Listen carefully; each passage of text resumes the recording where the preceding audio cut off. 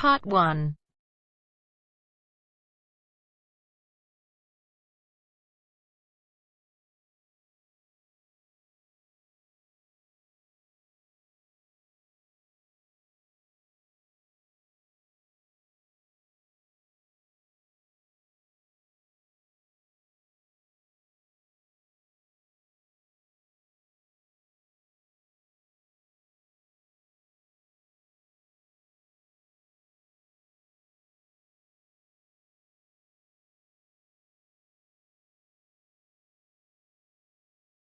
You will hear a young student, Andrew, ringing an employment agency inquiring about their services. First, you have some time to look at questions 1 to 7.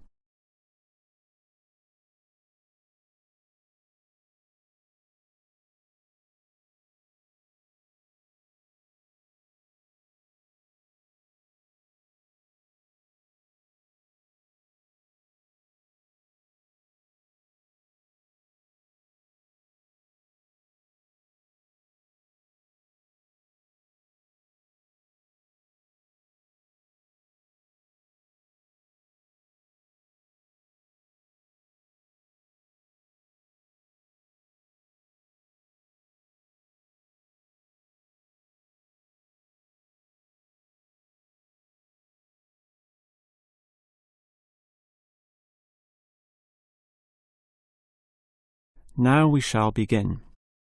You should answer the questions as you listen, because you will not hear the recording a second time. Now listen carefully and answer questions 1 to 7. Hello, is this the AAA employment agency? Yes. Hi, I rang before. My name's Andrew Peterson. I rang you earlier and gave you my personal details. If you remember, I'm that student looking for work during the summer holidays. Oh, sure. Actually, I have your file right here. But we still need to add some further information. Yeah, that's what they told me, and that's why I'm ringing. What do you need to know?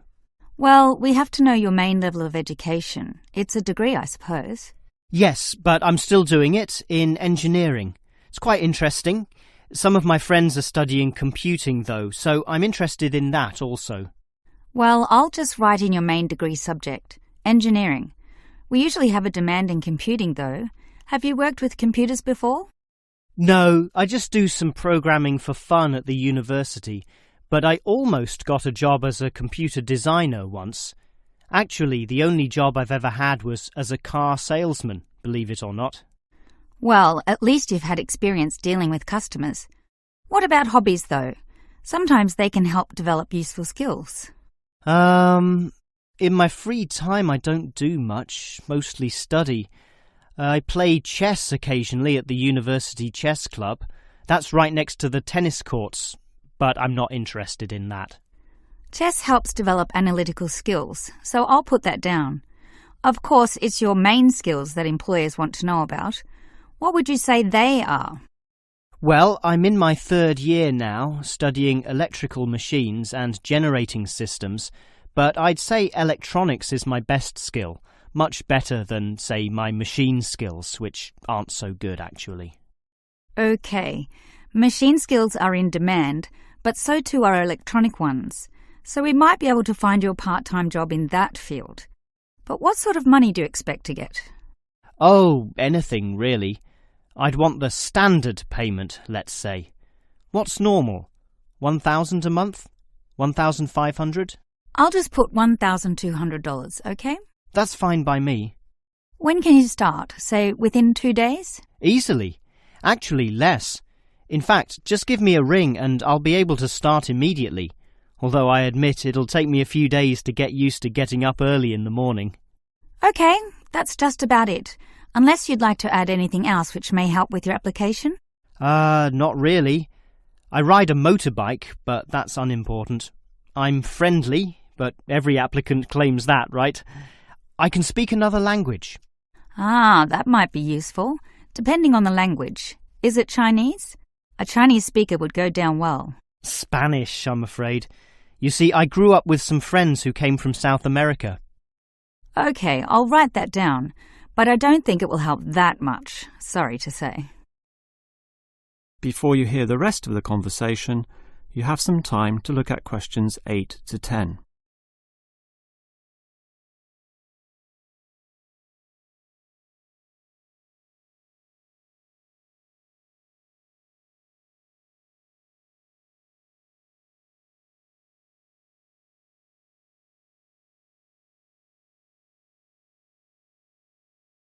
Now listen and answer questions 8 to 10. Well, thanks for your help, and hopefully I'll get a job soon. But can I just ask one more question? Sure. What basically are employers looking for when they interview someone? Oh, many things. Being hardworking, diligent, and focused on your job is good. But surprisingly, it often means you can't see the bigger picture or provide suggestions which help the company move forward. That requires thinking for yourself, outside the box, as they say, and being free of the standard ways of approaching tasks. Employers certainly value that. I guess experience must help, though. It depends. If it involved a routine job, one which didn't exercise your mind, it might not mean that much at all. But since companies are basically composed of people, it is important to be able to get along with others. There's no point in hiring someone whom the other employees don't like, right? That just causes problems. In fact, I would say that being friendly and approachable ranks far more highly than your academic qualifications. OK, and that's all assessed at the interview, right? Yes, and your qualifications, experience, and approach to the job, such as whether you can do different things, work overtime, or do long hours, is needed. But those latter qualities are pretty much standard. What may be more important is based on the fact that things inevitably go wrong. Mistakes are made, and someone's got to fix them in a way that creates the least disturbance. People with demonstrated abilities to do this are certainly regarded highly. I see. That's very interesting. That is the end of part 1. You now have half a minute to check your answers.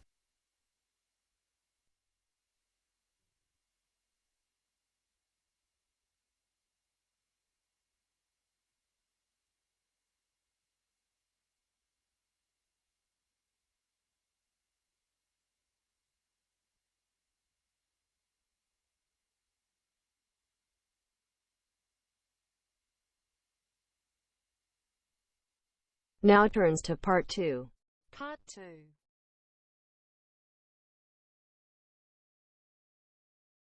You will hear the manager of the fitness centre giving information about the centre to some new customers. First, you have some time to look at questions 11 to 15.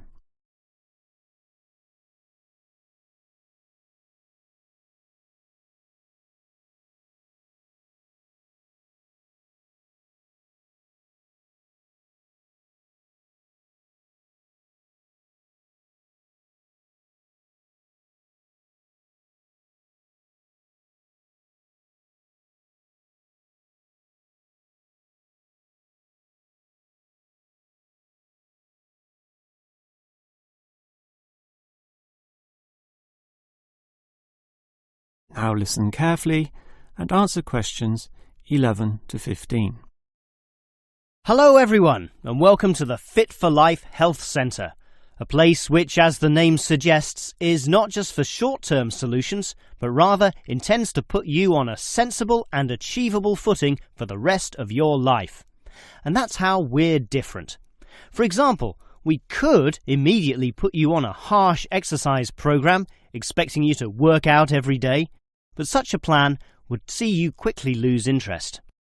That's why the initial step is a 1.5 hour consultation in which your lifestyle, current situation, and long-term goals are all thoroughly analysed.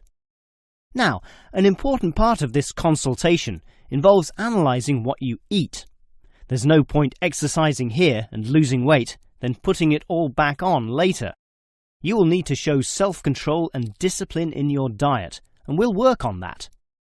Similarly, we'll put you on an exercise regime suitable for your level of fitness. So that will involve a test where we will take you through some activities, then measure your heart rate and blood pressure to determine how fit you are. This will be monitored during every subsequent consultation, along with your exercise schedule, and that occurs monthly and not half-yearly, as with many other centres. As to our actual exercise machines and programs, you will have to decide whether it is muscle mass, stamina, or general fitness that you want to develop. Think about which of these three you want to target, and we'll design a specific program for you. But remember, bulging muscles aren't necessarily suitable for everyone. Sometimes it's better to think in terms of two simple concepts: muscle definition and stamina, or, if you are female, being fit and healthy, in both mind and body. Before you hear the rest of the talk, you have some time to look at questions 16 to 20.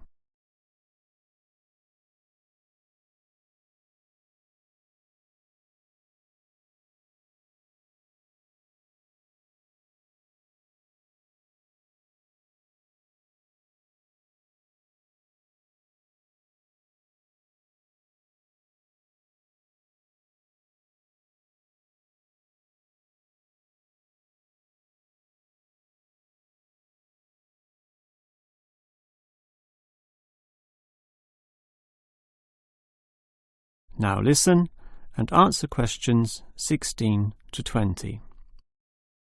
Now, if you're going to work out at this gym, you'll need to think about your reasons for exercising. So let's consider that in more detail. Muscle mass is certainly popular with the guys, probably seeking to impress the girls. And with muscles comes the confidence to do that, right? Well, for that, you'll need our high-stress weight units, where pumping iron is all the rage. Moving on to other benefits, one of the main ones is beating the tension of life, right? And the longer the exercise is, the greater the rewards in this respect. Thus, playing squash can certainly help, and so can swimming. But what's much better, as every jogger will tell you, is their activity. So we have ample jogging machines and they're always popular. They can provide good fitness too, as can the yoga classes. However, again, let's not forget playing squash, which I would say is the optimum way to improve your general well-being. Such an active, energetic game, plus the competitive element, drives you forward into high levels of health and fitness. These, of course, are the ultimate purposes of being here, but remember, the centre is full of like-minded people, all of whom are interesting to meet and valuable sources of information. The yoga classes have a pre- and post-meeting session, so you'll certainly meet others there, although they'll all be yoga enthusiasts, which limits the range somewhat. But whether doing yoga, swimming or exercising, everyone showers, right? So those facilities are where you'll hear all sorts of interesting conversations and really get to know people. Not like the front desk area, which is mostly empty as patrons go immediately inside to do their exercise. Of course, the front desk can answer all your questions and has information brochures and such like, but for knowing more about a greater variety of subjects and community concerns, look at the notice board in the yoga studio, where there's a huge array of papers, leaflets and articles, all for you to read and consider. That is the end of part 2. You now have half a minute to check your answers.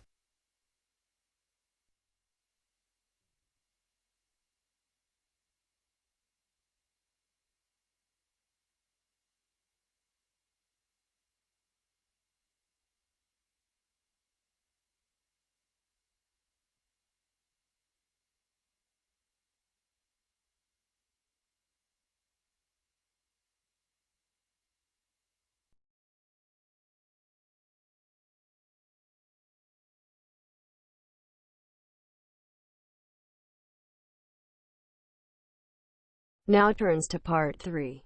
Part 3.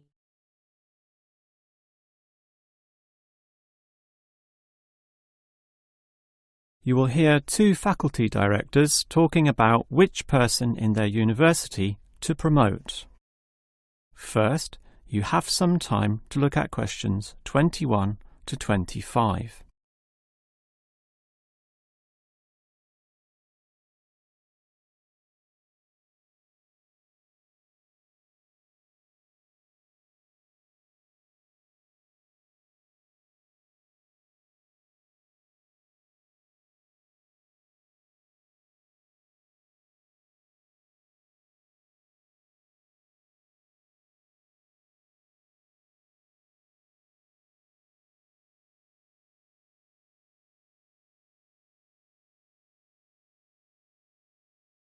Now listen carefully and answer questions 21 to 25.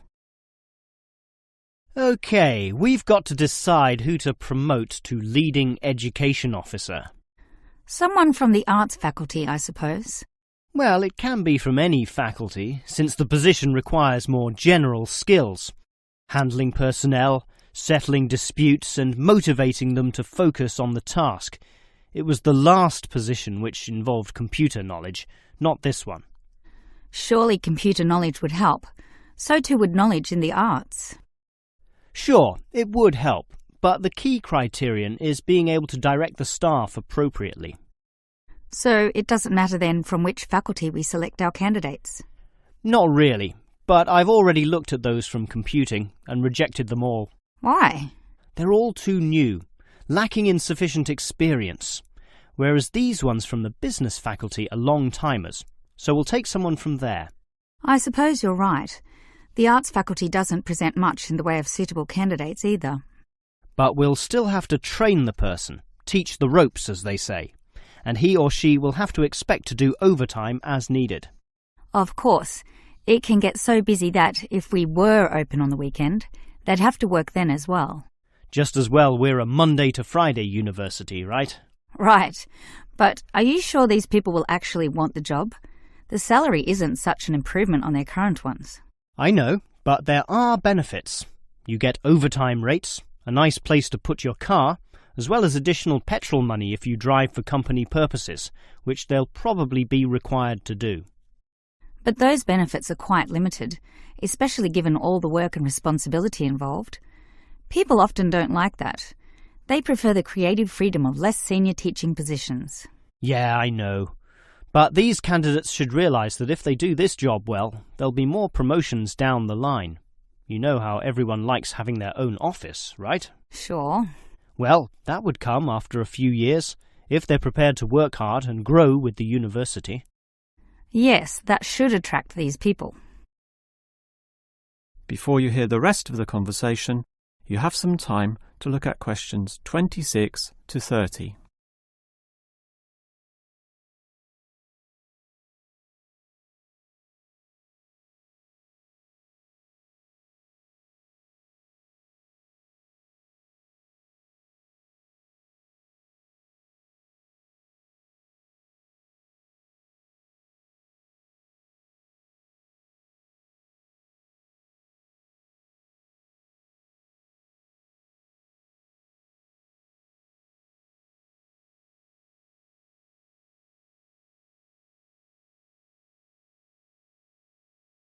Now listen and answer questions 26 to 30. Well, that's enough talk about the job. What about the actual candidates? How many do we have? I've narrowed it down to 4. Just using their first names, that's Stephen, Abdul, Lek and Oscar. As you said, there's quite a bit of experience between them, about 34 years in all. What's the exact breakdown of figures? Abdul and Stephen both have 7 years. Lek has 1 more, and Oscar is the most experienced at 12. But who's the most qualified? Stephen and Abdul have an MBA. Oh, sorry, Abdul's got something called a MBP, some foreign thing which translates as Master of Business Practice. I'm not sure what that is, but does he do the job well? Very well, apparently.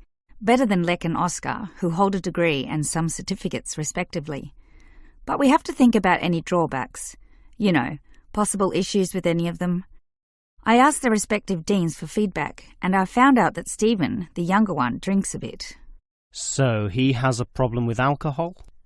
No, he never drinks to excess, but at the bar he's often expressed his intention of moving on, of teaching abroad. Ah, he's not stable.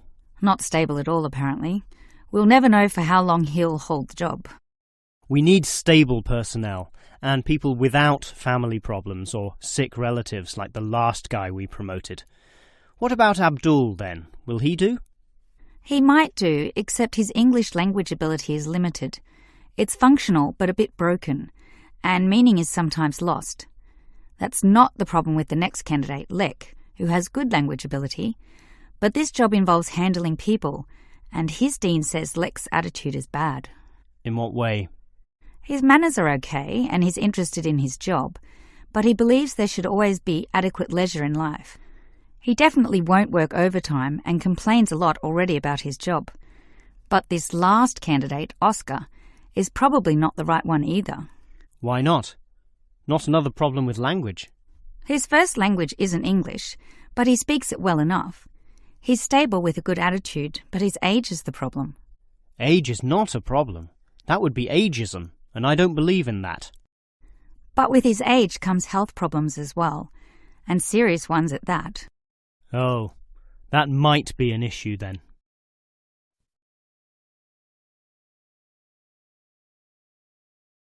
That is the end of part 3. You now have half a minute to check your answers.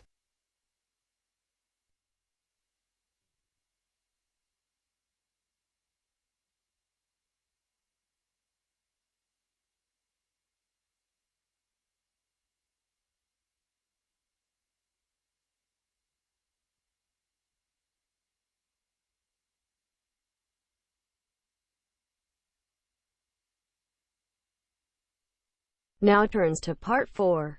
Part 4.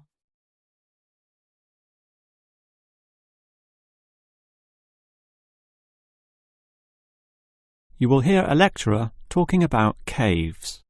First, you have some time to look at questions 31 to 33.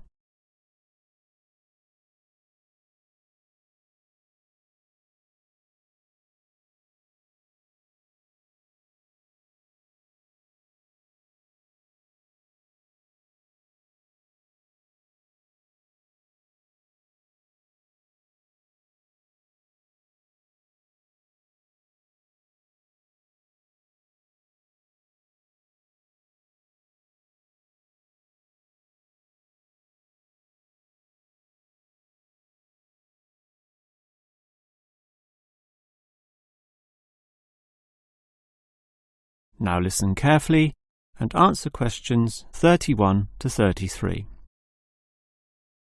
If there is one natural feature which has long fascinated man, it is caves, those natural underground spaces into which people can enter. No known cave in the world can exist without it being extensively explored. Whether it be in remote areas, such as the Clearwater Cave in Borneo, or immensely long and difficult, such as Mammoth Cave in America.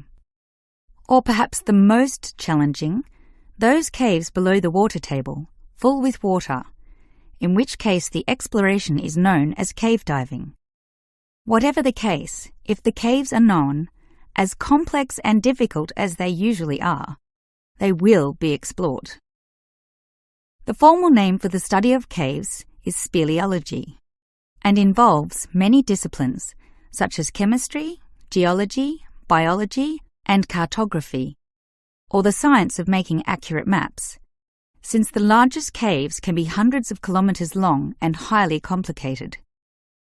If the exploration is just for fun, the activity is known as caving.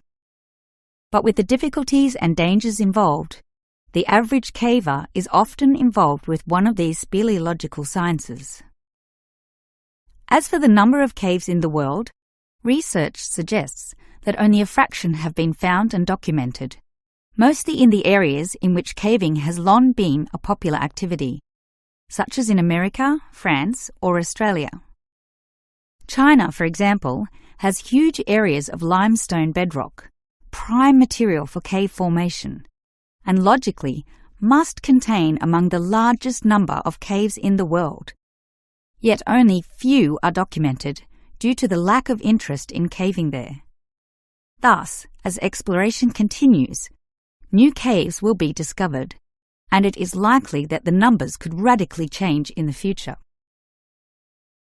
Before you hear the rest of the lecture, you have some time to look at questions 34 to 40.